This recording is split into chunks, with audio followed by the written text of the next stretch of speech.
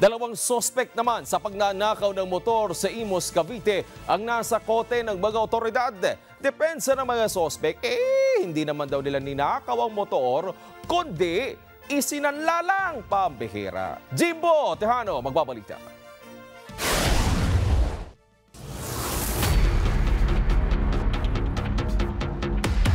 Kamot ulo na lang ang isa sa mga sospek na sangkot sa pagnanakaw ng motorsiklo sa Imus, Cavite.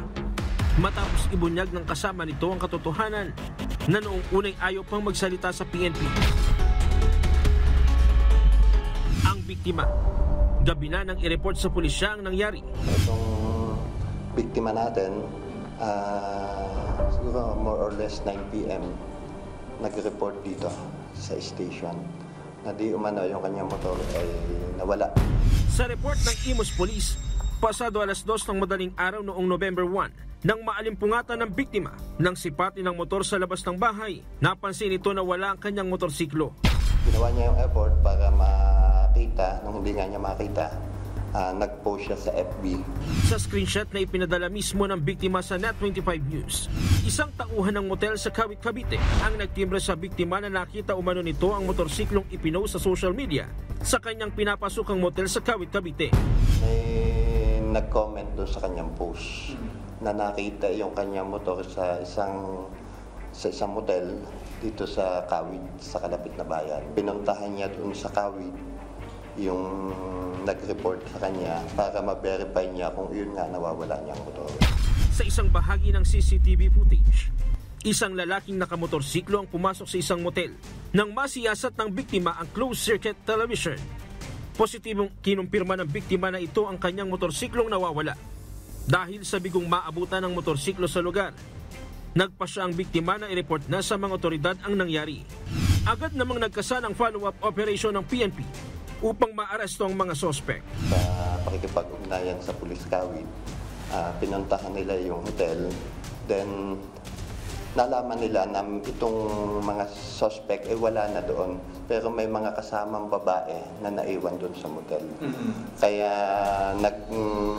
nagbantay sila doon at nagpakasakali na babalik itong mga suspect. Noon nga about 11 p.m. na ng gabi, bumalik nga itong mga suspect. Aminado naman ang mga suspect sa nagawang krimen. Sir, ang alegasyon kayo daw po sangkot sa pagnanakaw ng motor. Ano po ang masasabi niyo tungkol doon? Opo. Aminado po kayo? Opo. Dala po na pangangailangan. So willing kayo makipagtulungan Opo. sa PNP? Hindi rin itinanggi ni alias Iyong na dati na siyang nakulong dahil sa illegal na droga.